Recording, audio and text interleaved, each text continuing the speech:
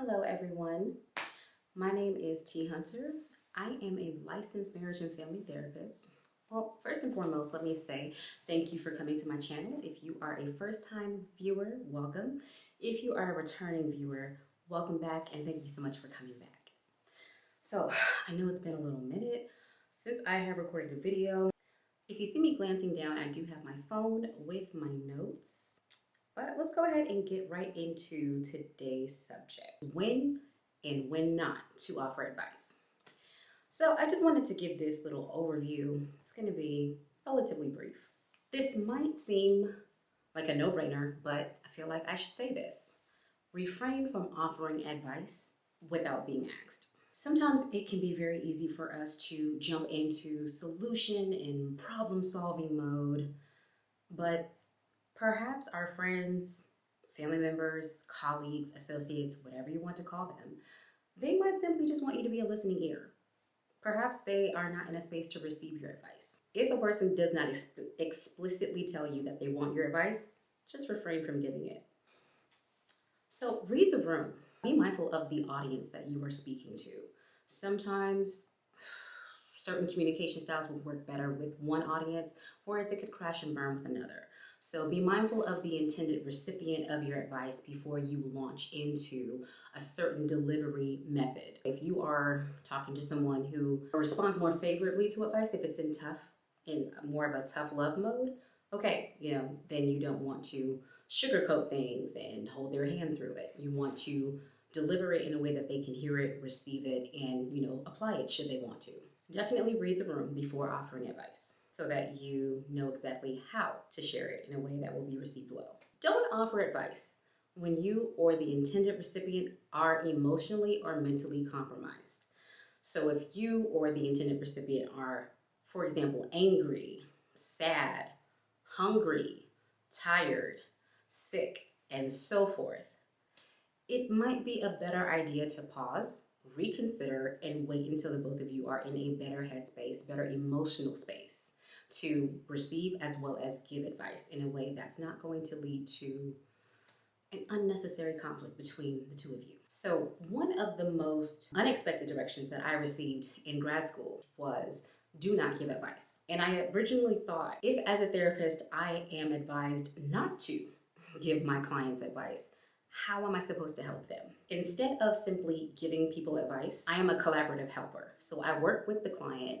The main reason why I collaborate with them is so that when treatment ends, all of the treatment goals, all of the interventions, all of the solutions have not come solely from me. If I don't have the client's buy-in, then it will be very easy for them to simply chuck whatever we worked on after treatment is over because they never agreed to do any of those things. It was simply my idea. One way to read the room, as I said earlier, is to ask first if the intended recipient of your advice is in the space to listen to and receive what you have to say. This is especially important if you are delivering difficult feedback or critique. If they say yes, go ahead and proceed. But if they say no, kindly pump the brakes. In the Bible, Ecclesiastes chapter 3, verse 7, it says, there is a time to tear and a time to mend, a time to be quiet and a time to speak. If the intended recipient is telling you, now is not a good time, I am not in a space to receive feedback, I am not in a space where I want to hear a critique, it is better that you simply wait until they are in a better headspace where they can listen to what you have to offer. That is if they want to in the first place. One thing that it is important for us to remember when we are offering advice to anyone is that our intent and the impact might not align. So what I mean when I say that is, when giving advice, you might have the intention of dropping gems or adding value, helping to improve and build someone up. However, what if they receive your advice as you dropping bombs, you being shady, you being petty, you being malicious? Now, even though you intended to be helpful, if they're receiving your advice as a negative thing, well, that's not helpful. When it comes to dropping gems versus dropping bombs, keep this in mind. It doesn't matter if I tell you that I want to renovate my kitchen. I am not going to be happy with you if you throw a live grenade into it. No one ever responds well to anyone who comes through and blows up an area of their life, even if their intent was to be helpful. Lastly, don't expect a favorable response from someone who doesn't see you as a person that they can receive wisdom from. What I mean by that is some of us are trying to help people who see us as anything other than helpful. So if you were the type of person who learns best through repetition, it would be very hard for you to learn from a teacher whose specialty is visual guides, unless they're showing them to you in a repetitive manner and making sure that you're understanding the concepts. Some of us, we want to be helpful, but our audience doesn't see us as such. So it doesn't matter how many gems or how many valuable nuggets you're trying to share with them. The impact is not going to be what you intended because they don't see you as a person who gives wisdom. When it comes to giving advice, we have to be mindful of what a person's need is when they come to us with a problem.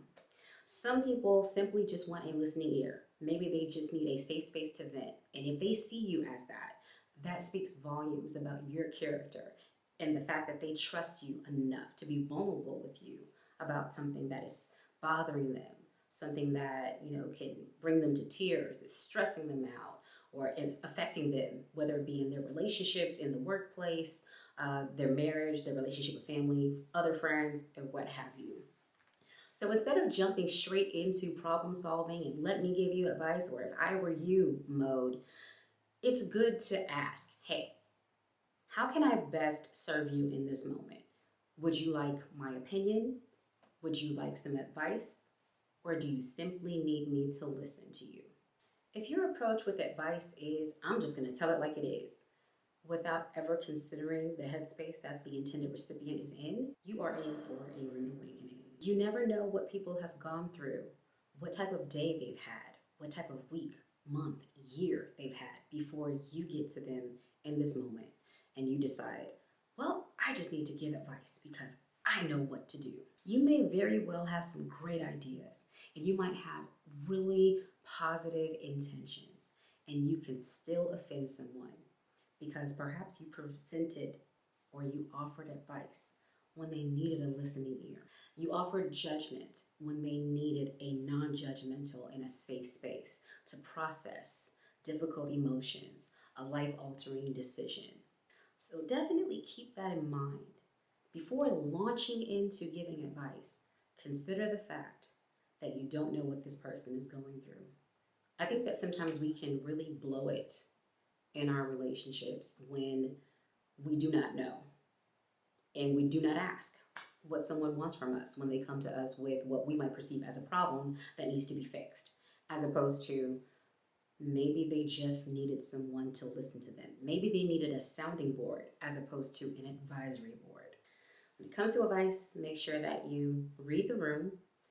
Do not give advice when you or the intended recipient are emotionally or mentally compromised.